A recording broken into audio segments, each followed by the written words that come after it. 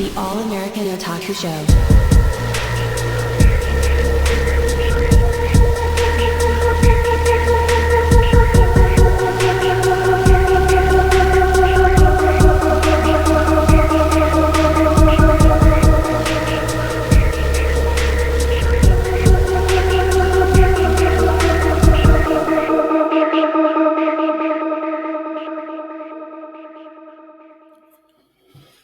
Welcome to the All American Otaku Show.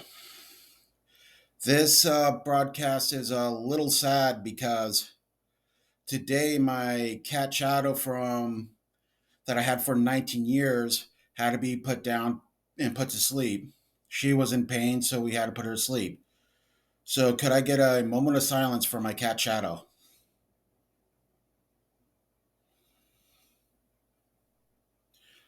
Thank you. Today's topic for the show is about alternate histories. There's a lot of alternate histories in anime, whether it be Code Geass, where there's Mecha and there's a Britannian Empire. There's subjugated nations of like Japan, as well as various different Europes, as well as warring factions between each other, as well as rebel factions from these subjugated areas. There's also a higher ruling class in Britannia, and this is where Lelouch Britannia comes into play. He's a prince going to a world prestige school, and his friend, who is Japanese, what they call 11s in this one, decides to, okay, I'm going to end up going switching to the rebellion when he was caught up into a crossfire between rebellions and republic. They were going to take him in and things like that, and he discovered he had Geass powers, which gives him the ability to give one order, long as it's not through electronically, and with that one order, they have to obey, compelled to obey no matter what. And in this case, at the very beginning, he says, I compel you to take your gun to shoot yourself. They do, and do it with great glee. Other alternate histories are this one anime.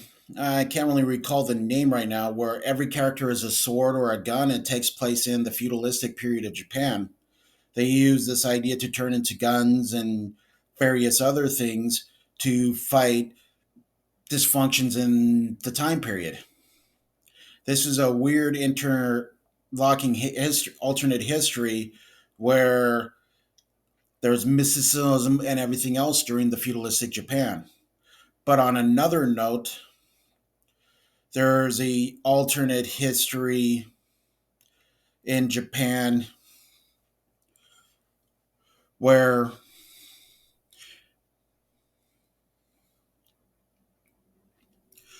people think, wow, where do they come from? Or this anime called Nobunaga the Fool. It goes Nobunaga was a general in feudalistic Japan, or a daimyo, a lord, who really didn't want to take the lord thing after his dad died. They called him the Fool because he buckled other Japanese tradition by lighting incense and cremating and doing certain prayers. He thought, okay, I'm just gonna get this funeral over with and move on to the next thing. They called him the Fool, even though he was far from it. He was also one of the first Japanese daimyos who had to use guns to defeat other territories. He used gunfire followed by a arrow volleyball fall. But now with the Nobunaga the Fool, the anime, they added Mecha, they added Joan of Arc, they added various other characters from history, such as alchemists and so forth, and all inclining them together to fight this international space war and various different planets that represented various other countries and things. This is an alternate history because yes, these are real people. Some of these are real people, but none of this. This is more of a futuristic idea if technology was stronger and things. I also an alternate history is one called Luma or something like that. It had Lupin the Third. It had It had Sherlock Holmes and various other people. With this girl who has her skin is poison, ends up being a kind of a love story, and they end up facing Moriarty and various others. This is a take on Victorian England, alternate version of Victoria England, as well as okay, these are steampunk and this is all certain technology. Steampunk really greatly takes from alternate history.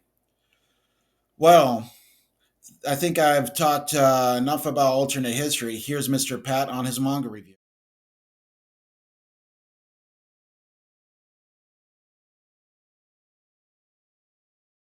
Covering by my choice alternate history Earth. Alternate history of Earth type stories. Mine, I chose. What to say? It's called Japanese. Well, not totally Japanese, but it's called Karen Children. Sorry, butchering it here. English version is called the Psychic Squad, and it's based in the future of where psychics are more prominent, known as espers. Uh, the Japanese have an organization called Babel, which stands. I don't know. It stands for an organization to help the espers to locate them and to educate them to be in normal society. Now, they'll occasionally have to catch criminals, and those criminals, they'll have to put them in a facility that negates their esper abilities. And then they have. Now, here's the star of the uh, what are called the children. They have it's a classification from 1 through 7, 7 being the highest, and they all have these three children have troublesome personalities and level 7 espers, so really hard to deal with. Um, First one is Kaoru. She's the resident tomboy, redhead tomboy that has high potential psychokinesis, which you know push objects and helps her just really brash personality. The second one is Shio, and she has psychometry, and she um, for the environment she's in, her mom dealt with her so many times that her mom now just says what's on her mind and doesn't hold back because she was always, you know, read their minds. And so, yeah, one of those other personalities. And then Oi, she's the resident teleportation genius, relatively normal family. And then there's this, their mentor or slash helper. His name is Minamoto.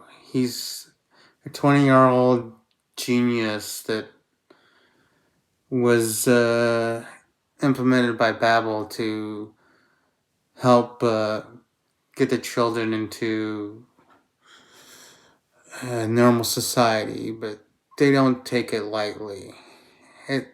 It's a very rough road.